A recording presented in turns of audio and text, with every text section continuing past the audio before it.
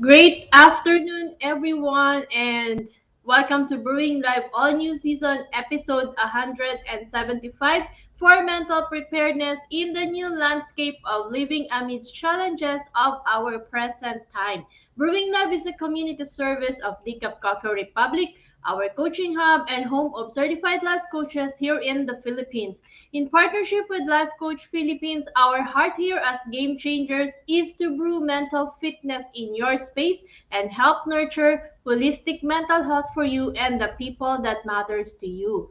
So shout out to all my fellow kindred coaches serving in the corner of the digital space and advancing life coaching ethically and authentically. Giving is a lifestyle that never goes out of style, so we encourage all of you to expand your heart today by supporting the works that we do and blessing Decaf Coffee Republic with your food and beverage order.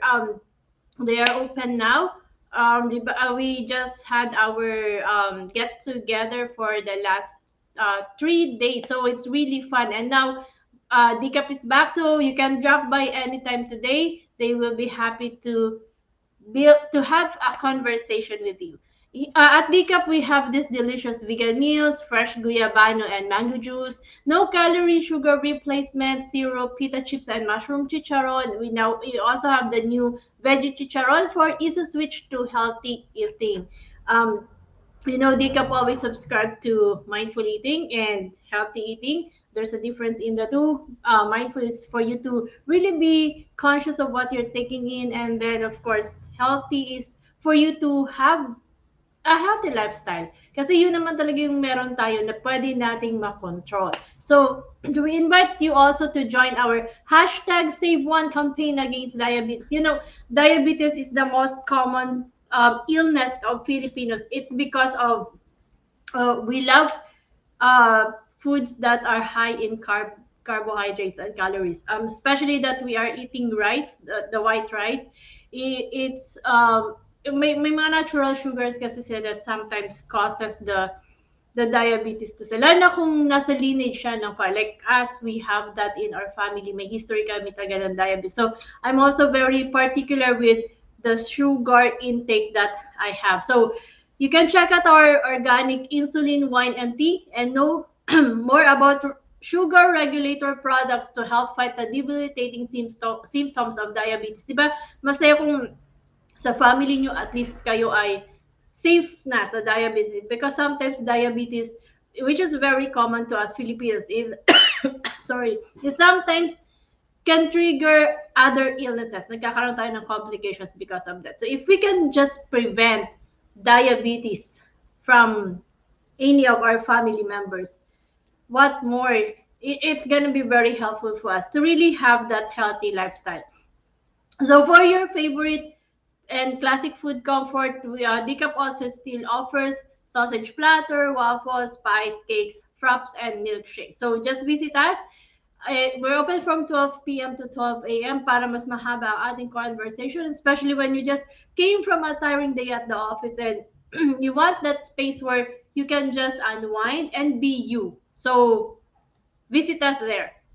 You can also check out our FB page for the menu of Samtus meal and refreshing drinks, or connect with Coach Rezzhel through 0917-586-1661 to bring the Cup Coffee Republic experience in your space through order for pickup and delivery. We are also open from 12 noon to 12 midnight for your dine-in experience and beautiful conversations.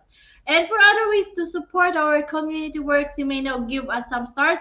Send me some stars now. Send me some love. Do not worry, we will be using that to help others as well. Hindi po yan mapupunta sa amin, but we give that out to the mission that Decaf has. So, send me some love, send me some stars.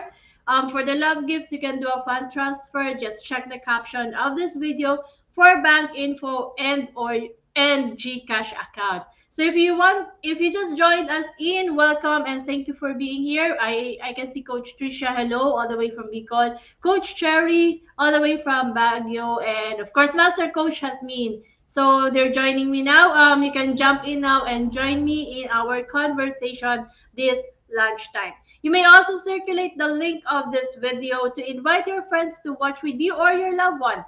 You may also tag them in the comment below and give them some shout out to encourage, motivate, and of course, just to acknowledge and express gratitude to someone. Or baka naman kasi merong taong na-miss out kang pasalamatan sa buhay mo, then it's time for you to do that today, especially in this season of giving. As for me, let me give my shout out to my fellow mental model collectors inside the Learning Society by Master Coach A. If you are not yet a smart holder of the Be Learning e-card and you're still missing all the perks that we enjoyed, then today is the best time for you to take action. Connect with Coach Rezzhel through 0917-586-1661 to join the Be Learning Society, the tent maker of Be Learning Homes for Mental Fitness. Enjoy 5% food and beverage discount from Decaf Coffee Republic and get full access to Mental Model Masterclass by Master Coach A, which happens every fourth Saturday of the month, plus benefit from the 90-minute free coaching session with senior coaches from Life Coach Philippines. Well, we just had our mental model class last December 18. Master Coach I talked about the reinvention mental model. And it's really a great class because it taught us or it showed us how we can really get stuck in life. It's being stuck in life is very common. And at times feeling natin walang progress na nangyayari sa buhay natin. But ano lang kasi, meron lang tayong kailangan i-adjust and it might be uncomfortable but it's really worth it. So, yung class last December 18 was really an eye-opener for us to have a great 2022. But it's not yet too late. You can register now and get ready to thrive and learn new ways and mindset to help you get the success in life.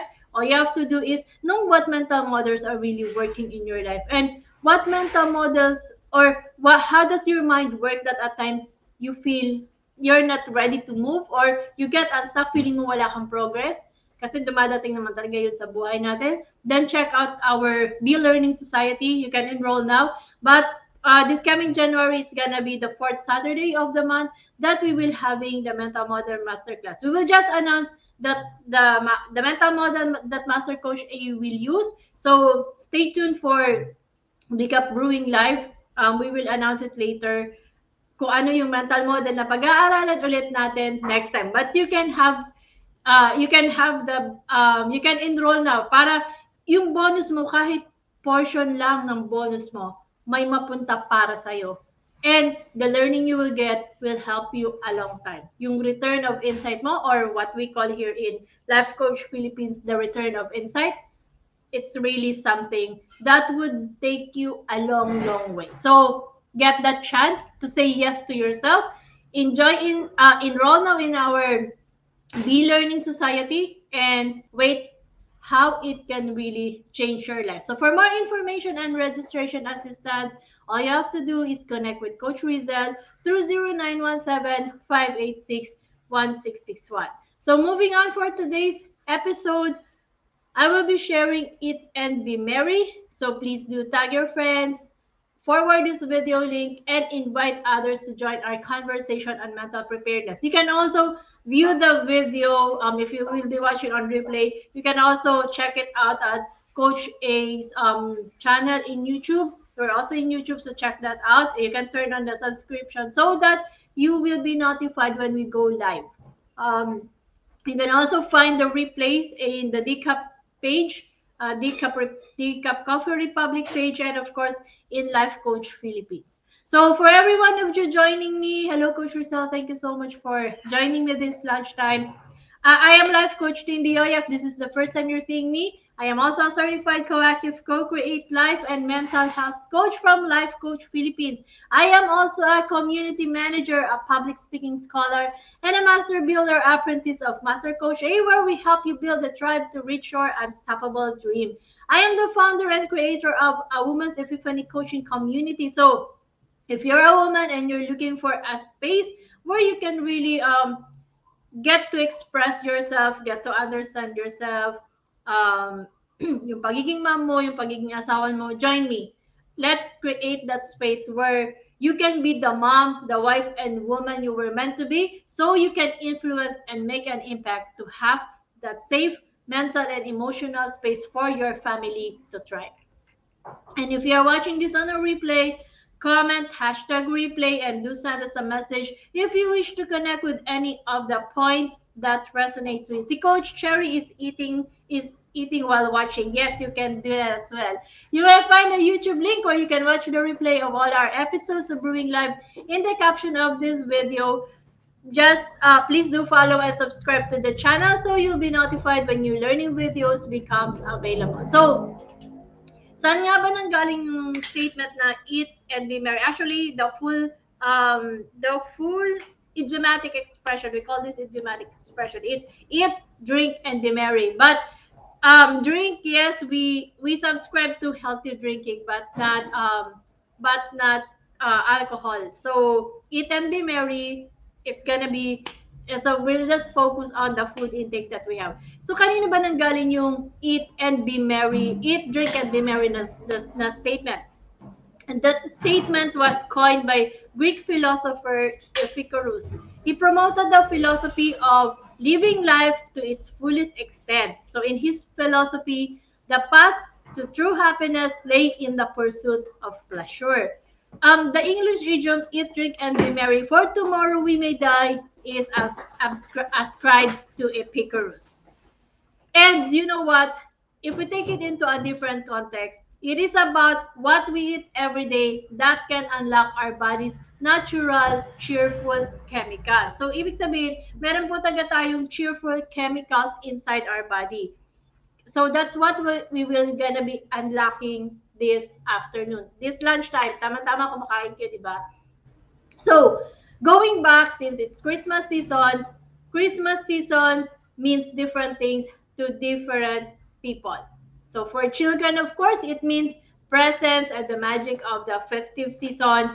For the spiritual, it's time for prayer and reflection.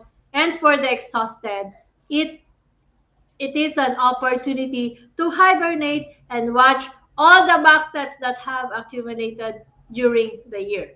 But most of us have one thing in common. The festive season gives us an excuse to stuff our faces with as much food as we possibly can. Tama talaga yun, no? Um, excuse natin si Christmas na Christmas naman, so I can eat anything that I want. Tama naman talaga yon. And masasarap naman talaga ang food kasi special occasion siya, so we prepare special foods. So, some of this food is okay, but a great deal of our Yuletide intake consists of sugary and salty snacks that at best makes us put on weight, and the worst may lead to one or more of the various unpleasant conditions that come under the umbrella of the metabolic syndrome.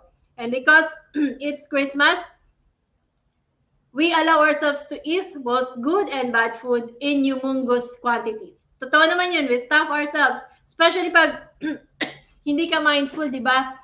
Lahat ng food talagang, di ba madaming parties, kahit naman naka-virtual tayo at limited ang physical, yung meet up, nagagawa pa din naman natin. So, ang daming food, masasarap, di ba? So, what we do is tapos excuse natin yun, Christmas naman, saka New Year, sige, kakain ako, January na lang mag-workout. Madalas natin naririnig yun, di ba? Sabi nga ni Coach Cherry, sa January mag-gym. Talaga naman. Parang kahit nga hindi mag-gym, sasabihin, sa January na ako mag-exercise or sa January na ulit ako, hindi kakain ng ganito. So, that's what we do. Unfortunately, we forget that the intakes that we do, even in a short span of time, can have an effect on our bodies. And not just our bodies, but our mental health as well. So, how does what we eat really impacts our happiness? May effect po siya sa happiness. Kaya minsan, there are some foods that can cause you to feel that parang, why am I so down? Or, I wanna eat something na that would make me happy. Kaya nga tayo may tinatawag na comfort food, di ba? When you have one of those days, you just wanna eat this kasi it reminds you of something. So, everyday foods could hold the key to unlocking our body's natural, cheerful chemicals. Meron po taga tayong tinatawag na cheerful chemicals inside our body. So, what we are putting into our bodies has a profound holistic impact on our emotions. So, emotions talaga, ang natitrigger ng food in our bodies. According to Dr. Laura Pollack, she is the author of Hungry Brain. Sabi niya, our brain is a pleasure-seeking machine.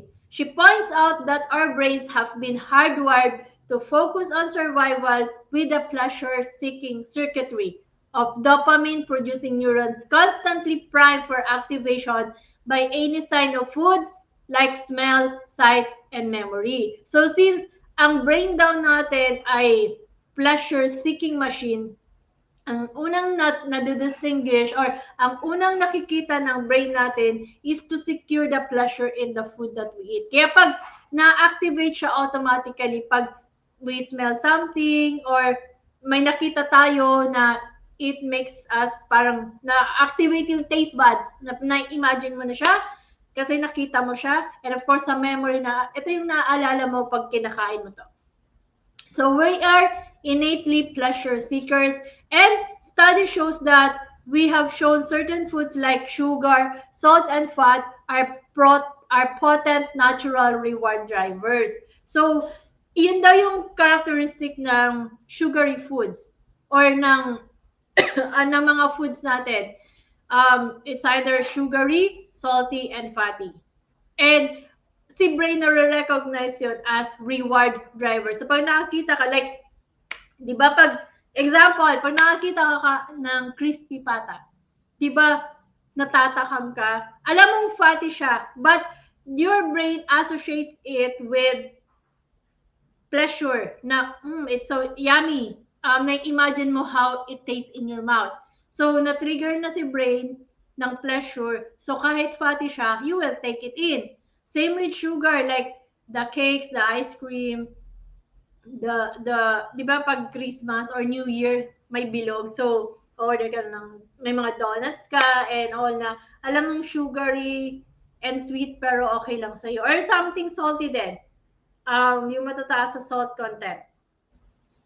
Kasi daw, when we see this food and the brain automatically triggers the pleasure in our brains because of the food, what does the brain do is it releases the key of pleasure, the neurotransmitters such as dopamine, more than the healthy counterparts. Di ba? Pag nakakita ka ng crispy pata, parang natatakam ka. Pero pag nakakita ka ng salad, parang okay lang. Di ka naman masyadong natatakam kahit alam mong masarap naman yung salad, di ba? Kasi walang nadidetect si brain na pleasurable yung salad. So by seeking pleasure, our brains are also seeking survival. Kasi ganun naman daw talaga yung the way we were hardwired. So why does this happen?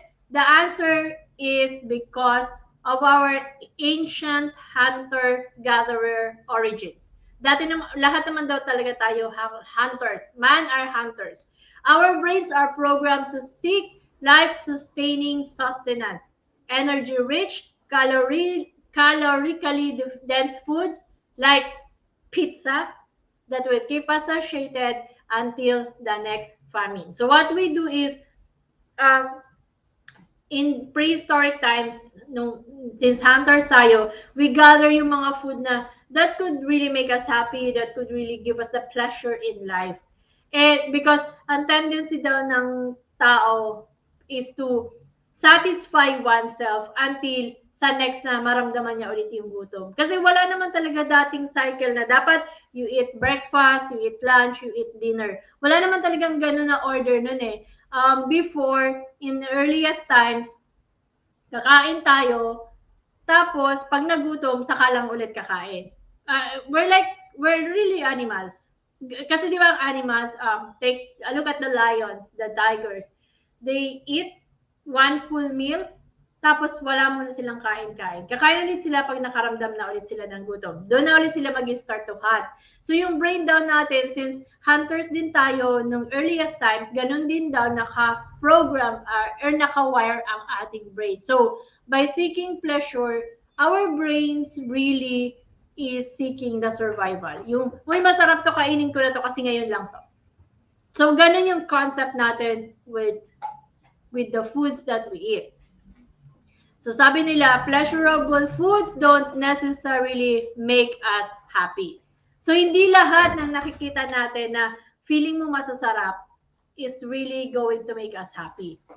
Um, David A. Kessler is the author of the book The End of Overeating, Taking Control of the Insatiable American Appetite.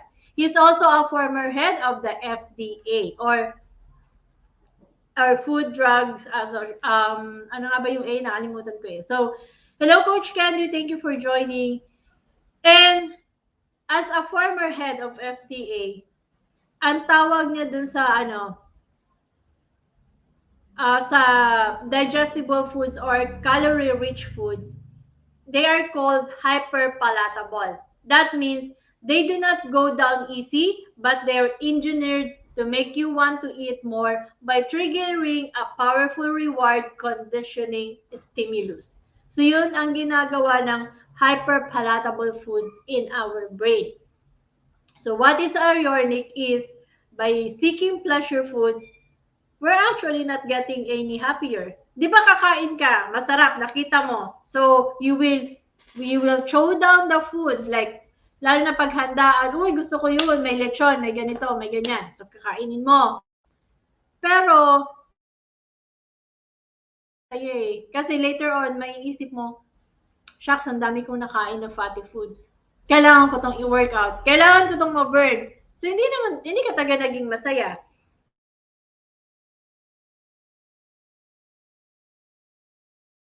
That regulates our mood and promotes sleep. When low serotonin is associated with how we feel, na it might cause us depression. Although it's not really founded according to research, hindi naman taga-founded na pag mababa ang serotonin mo, may depression. Hindi talaga po yun. May mga research po silang ginawa at hindi talaga nila na-prove yun. Kaya, you can check this out. You can check it out in the book, The End of Overeating by David A. Kessler. Nandun po siya.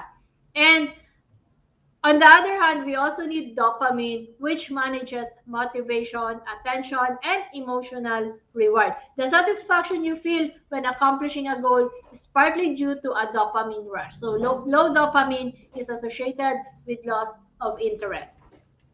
So what food can scientifically make us happy? Logic suggests that we eat as many foods as possible that contain high levels of both serotonin and tryptophan. There's another chemical. Unfortunately, hindi siya madali. When you eat protein-rich meal, you flood the blood with both tryptophan and the other 20 plus competing amino acids, creating a free-for-all where they all fight for entry into the brain. So yun daw siya. Pag protein-rich ang food. A protein-rich food supplies tons of competition, which means tryptophan loses out. So only small amounts make it through the blood-brain barrier. So little serotonin is made and you miss out on the needed mood boost. So serotonin kasi daw talaga yung triggering sa atin. So that's why we have to eat healthy. Kasi pag hindi healthy yung kinakain natin, it does not boost the happy chemicals in our body. Kaya tayo madalas mag-crave ng mga unhealthy foods. Kasi ang sinasatisfy lang natin is yung instinct natin to survive. Yung pleasure ni brain na, hey, kakain ako at gusto ko masarap. Kahit alam mong hindi healthy. So, here's 4 ways to stabilize and heighten your mood.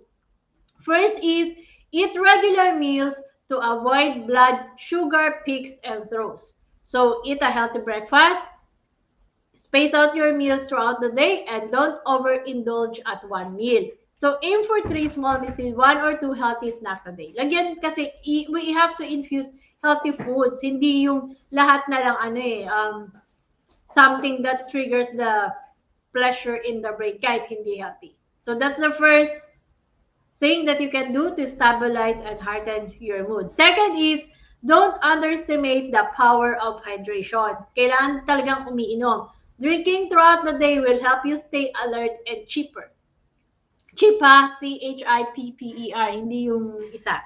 So, yun po. Hello, Coach North. Thank you for joining. So, first is eat healthy. Eat regular meals. And of course, hydrate yourself. Third is manage your caffeine intake. So anything that provides a quick burst of energy can also take it away, leaving you wherever you're done before. So caffeine can also affect the quality of your sleep, leaving you feeling anxious. So try decaffeinated versions or switch to a new beverage. So if you're looking for that, Decaf offers a wide range of healthy drinks. We have, of course, the guyabano, the lemon, and the mango juice. They are concentrate and they're really fresh.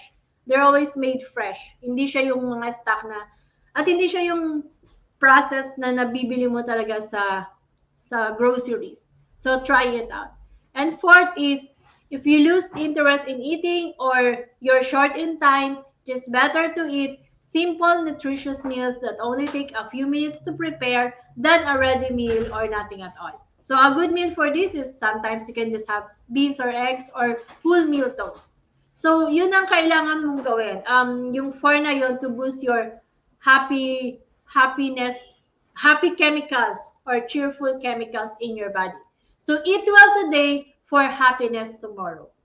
Tama naman. Kasi kung kakain ka ngayon ng kahit ano, wala ka ng happiness in the next days. Kasi it might cause you to have those serious illnesses.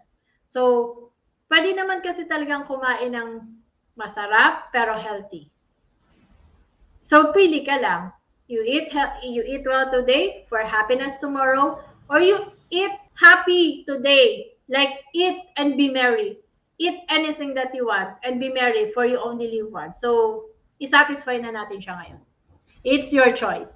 So eating healthfully not only keeps our bodies in better condition to handle illness, aging, and stress, but it can make us happier people in the long run. Research shows that the effects of eating well do not appear as immediately as you want. In other words, they're not the immediate surge of glee we get from eating a donut. It's crucial for us to take the long view. So para din siyang success in life, the things that we're doing now might not let us see the results that we want, but working for it slowly, soon in your time, soon you will see the result of what you're doing. Same as what we're doing with eating. If you eat healthy now, you might not immediately see the result, but you can see it in the long run. Yung, di ba masarap na tumatanda ka na hindi ka sakitin, na nai-enjoy mo ang life. Hindi yung kain ka ng kain ngayon ng kahit ano kasi you try to satisfy yung stress na nafe-feel mo, like too much work in the office or nakapagod lang. Pero nung tumanda ka, naubos naman yung pinag-ipunan mo sa sakit, sa pagpapagamot. So, it's really a matter of choice. So, thank you everyone for joining me this afternoon and supporting the advancement of mental fitness. Mental Preparedness Talk at Decaf Coffee Republic is back. So, do join us every Saturday at 4 p.m. If you're interested about trauma as well, and ways to heal, we also have our trauma masterclass. We're done with the trauma masterclass last December 17. So up next is this coming January. You still have time to join us.